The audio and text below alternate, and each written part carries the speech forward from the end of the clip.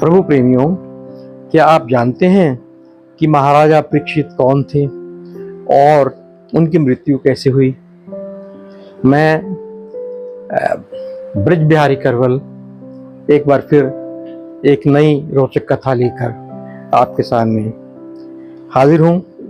सभी को जय श्री कृष्णा।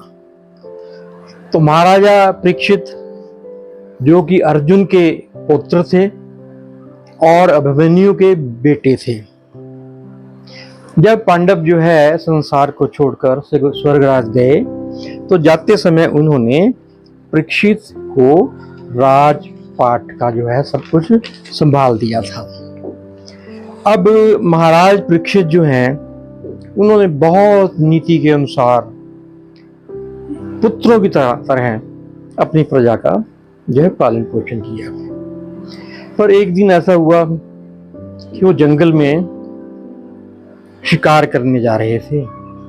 शिकार करते करते वो दूर तक पहुंच गए। उनको भूख लगी, प्यास लगी, तो साथ में ही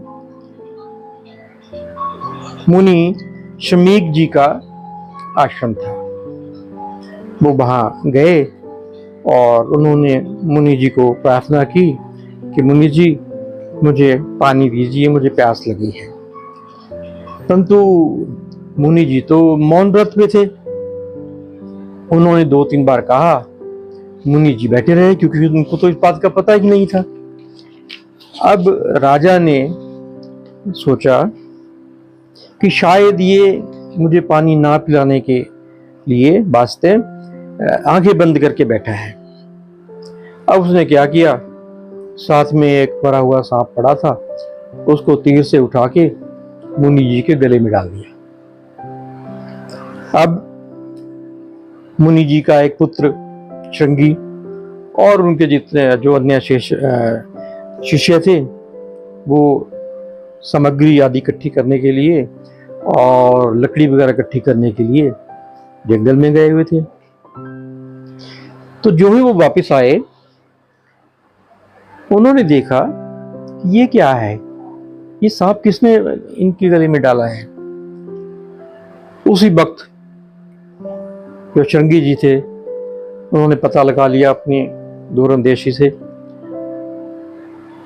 कि ये तो जो नाग है, जो ये सांप है गले में डाला हुआ है, ये महाराजा परीक्षित ने डाला हुआ है। उसी वक्त उनको क्रोध आ गया।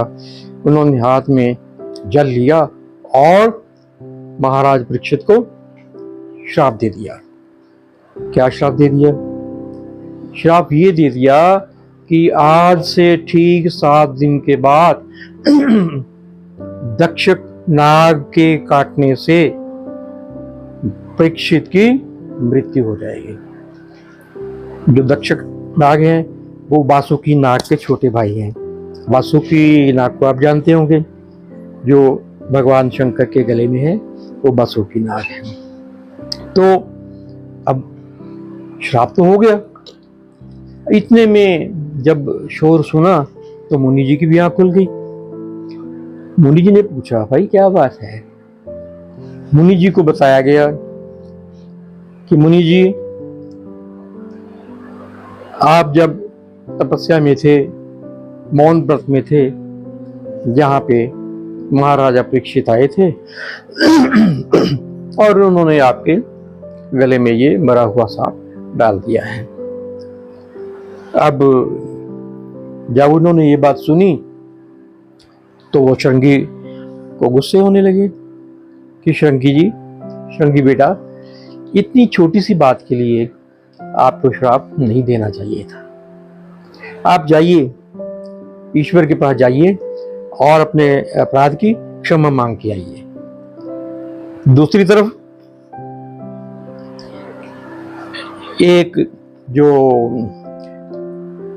एक शिष्य जो था मुनि जी का, वो महाराजा के राजमहल में पहुंच गया। जो ही वो वहां पहुंचा तो महाराज भी ऊपर से पहुंच गए। अब महाराज जी तो ये जान गए कि मेरे से कुछ सही नहीं हुआ है।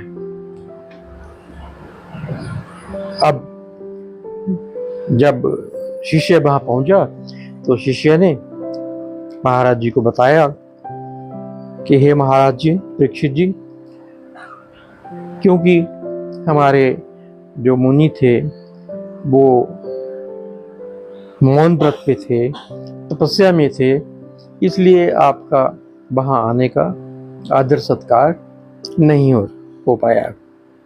और साथ ही उन्होंने ये भी बताया महाराज परीक्षित को कि महाराज, शंगी जी ने जो आपको श्राप दिया है वो खाली नहीं जाएगा, वो हमेशा सत्य रहेगा और आपको उस श्राप को जो है भुगतना पड़ेगा।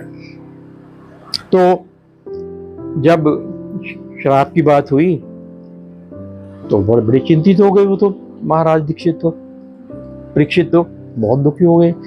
अब क्या किया, 7 दिन के बाद उन्होंने कहा था कि 7 दिन के बाद आपको दक्ष नाग जो है वो काटेगा और आप मर जाओगे। अभी महाराज जो हैं अपने राजपाट जो है अपने बच्चे को, बेटे को देके, इसके बारे में कथा हम अगली बार सुनाएंगे, सौंप कर और आप खुद जो है व्यास पुत्र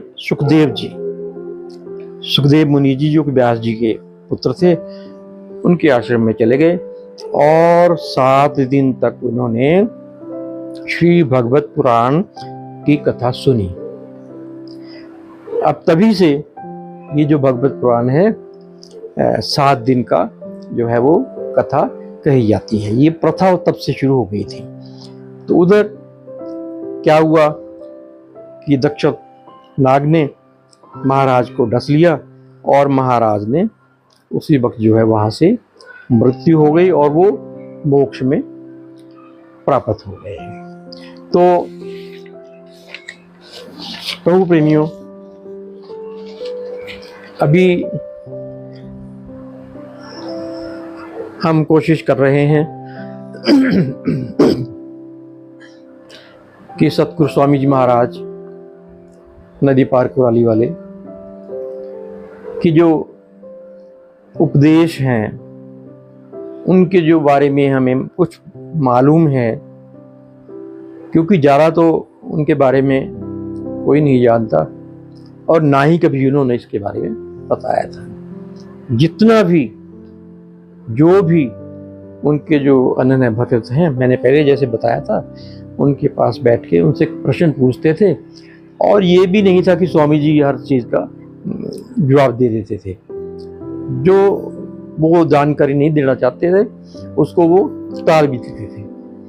तो जो भी जानकारी स्वामी जी के साथ बातचीत करके प्राप्त हुई है, हम कोशिश करेंगे कि उनके जो अन्य भक्त हैं उनके साथ बातचीत करके वो सारी की सारी जो हैं स्वामी जी के उपदेश और जीवनी आपके सामने रखेंगे। तो आज की कथा में आज की कथा आपको कैसी लगी, कृपया हमें कमेंट बॉक्स में जरूर लिख के भेजिए। तो आप आगे आने वाले दिनों में कौन सी कथा सुनना पसंद करोगे, कौन सी जानकारी लेना पसंद करोगे, ये हमें कमेंट बॉक्स में ज़रूर लिखिए और हमारे इस वीडियो को लाइक करिए, चैनल को सब्सक्राइब करिए। हाँ, एक बात और जो मैं बड़े खुशी के साथ आपसे शेयर कर रहा हूँ कि हमारा ये channel Italy, Canada, Australia, Belgium, Delhi, ये सब जगह पर अब सुना जा रहा है। सब जगह से जो स्वामी जी महाराज के भक्त हैं उन्होंने इसको सब्सक्राइब कर दिया है। तो आपसे भी निवेदन है कि आप सब इसको सब्सक्राइब करें ताकि और अच्छे से अच्छे जो हैं